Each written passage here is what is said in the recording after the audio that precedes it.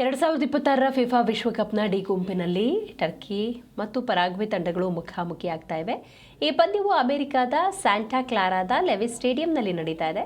ಎರಡೂ ತಂಡಗಳು ತಮ್ಮ ಆರಂಭಿಕ ಪಂದ್ಯಗಳಲ್ಲಿ ಸೋಲು ಕಂಡಿದ್ದು ನಾಕೌಟ್ ಹಂತಕ್ಕೆ ಇರುವುದಕ್ಕೆ ಈ ಪಂದ್ಯ ಗೆಲ್ಲುವುದು ಅತ್ಯಗತ್ಯವಾಗಿದೆ.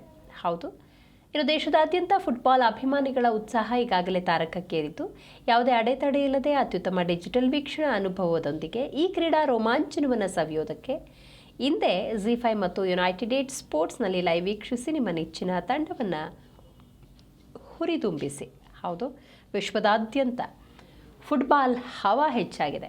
ತಮ್ಮ ನೆಚ್ಚಿನ ನಾಯಕನನ್ನು, ತಮ್ಮ ನೆಚ್ಚಿನ ಆಟಗಾರನ ಹುರಿದುಂಬಿಸೋದಕ್ಕೆ ಡಿಜಿಟಲ್ ಪ್ಲ್ಯಾಟ್ಫಾರ್ಮ್ನಲ್ಲಿ ಹಲವರು ಪಂದ್ಯ ವೀಕ್ಷಣೆಯನ್ನು ಮಾಡ್ತಾಯಿದ್ರೆ, ಇನ್ನೂ ಹಲವರು ನೇರ ಪಂದ್ಯಾವಳಿಯನ್ನು ಕ್ರೀಡಾಂಗಣದಲ್ಲೇ ನೋಡಿ ಕಣ್ತುಂಬಿಸ್ಕೊಳ್ತಾ ಇದ್ದಾರೆ. ಬಹಳ ದೊಡ್ಡ ಕ್ರೀಡಾಕೂಟ ಇದು.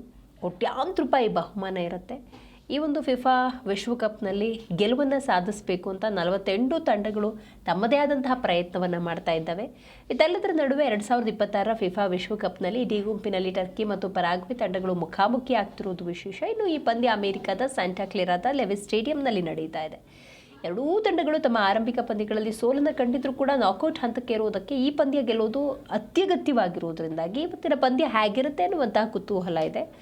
ಸೊ ಟರ್ಕಿ ಮತ್ತು ಪರಾಗ್ವೆ ಎರಡೂ ಕೂಡ ಎದುರಾಳಿ ಪಂದ್ಯಗಳನ್ನು ಆಡ್ತಿರೋದ್ರಿಂದಾಗಿ ಪ್ರತಿಯೊಬ್ಬ ಆಟಗಾರನ ಆಟ ಹೇಗಿರುತ್ತೆ ಅನ್ನೋದು ಬಹಳ ಮುಖ್ಯ.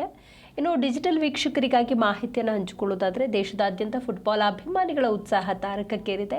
ಯಾವುದೇ ಅಡೆತಡೆ ಇಲ್ಲದೆ ಅತ್ಯುತ್ತಮ ಡಿಜಿಟಲ್ ವೀಕ್ಷಣಾ ಅನುಭವದೊಂದಿಗೆ ಈ ಕ್ರೀಡಾ ರೋಮಾಂಚನವನ್ನು ಸವಿಬೇಕು ಅನ್ನೋದಾದರೆ ನೀವು ಮಾಡಬೇಕಾಗಿರೋದಿಷ್ಟೇ. ZEE5 ಮತ್ತು ಯುನೈಟೆಡ್ ಸ್ಪೋರ್ಟ್ಸ್ನಲ್ಲಿ ಲೈವನ್ನು ವೀಕ್ಷಿಸಿ ನಿಮ್ಮ ನೆಚ್ಚಿನ ತಂಡವನ್ನು ಹುರಿದುಂಬಿಸಬಹುದು. ಸೊ ಇವತ್ತಿನ ಟರ್ಕಿ ಮತ್ತು ಪರಾಗ್ವೆ ನಡುವೆ ಹೈ ವೋಲ್ಟೇಜ್ ಫೈಟ್ ಅಂತೂ ನಡೀತಾ ಇದೆ.